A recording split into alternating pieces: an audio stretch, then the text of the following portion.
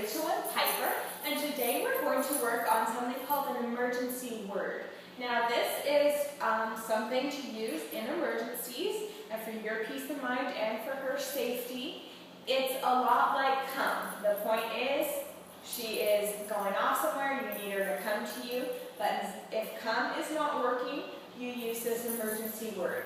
Now, I know she's just learning come, and she's pretty good at it, and come can be used pretty informally, just around the house, to pet her, or have her go somewhere and say, Piper, come on, come here, all those different variations.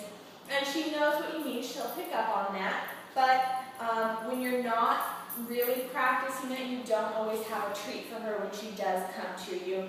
And like I said, the words can vary, whatever you might say. With an emergency word, you always use the same word, and you always practice with a treat. So that way, if you have to use it in an emergency situation, she will have no reason to think you don't have a treat. Speaking of what word to choose, it's up to you, but we usually use treat or snack, cookie, anything like that, because a lot of times she already, and the dog will already associate that word with food. Or like if you're giving her a biscuit at night or something like that, if you ask her if she wants a snack, a treat, if she wants a cookie, something like that, she might already kind of know that. So here we're going to use treat. And the key to the emergency word, besides always practicing it with a treat and never using it unless you do have a treat, is to place the treat in the middle of your hand and close your fist. Now, when you give her the word, say treat, you're going to say treat, and you're going to put your fist down at her level and where she can see it, just like this. That way, if she were to get off the leash, get out of the car or the yard, anything like that, and you need to get her to you, you can make a fist and say treat, even if you don't have time to run inside and grab a treat. Because you always practice with one, and because she won't be able to see for sure, she'll recognize this movement, or this signal, and she will have no reason to suspect that you don't have a treat, so she'll come to you. Now you can see that when I put my fist down there, she was curious and she came right up to it, and that's exactly what we want. So I'm just going to practice with her a little bit on leash so that you can see what it looks like, and so she starts associating the word. Piper, come here. Up. All right. Piper, treat. Good girl. Good job, Piper. All right, that was really good. She came all the way to me, and then once she was getting close, I opened up my hand to show her that there was a treat in it, and so she could smell it better, and waited for her to come up and take it from me. That's because if there is an emergency situation, if maybe she's worked up, you don't want her to get to this point, because when you go to reach for her, she still has time to turn around and run off.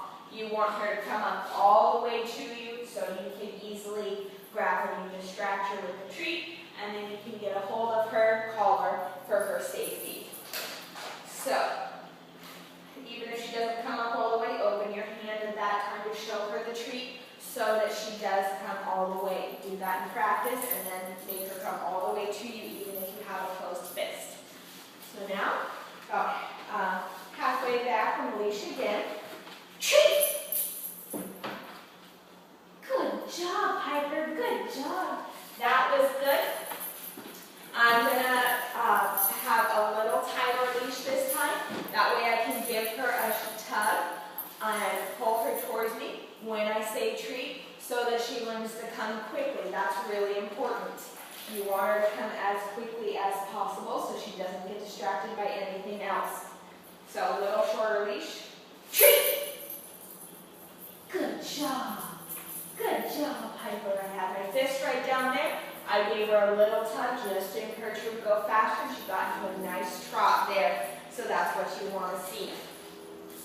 You can practice this inside while she's still learning. Always practice on the leash so that you can make her come to you, so you can fine-tune those things like speed, her coming quickly in a straight line. Treat! Good girl. Good girl. that dogs love to practice because the whole point is just getting food for coming to you. They don't have to do anything too fancy. All right, getting to the end of the leash now. Treat! Good job, Piper. That's great. She is trotting right toward me, which is just what you want to see. Practice this at home, practice on leash, and have your treat ready.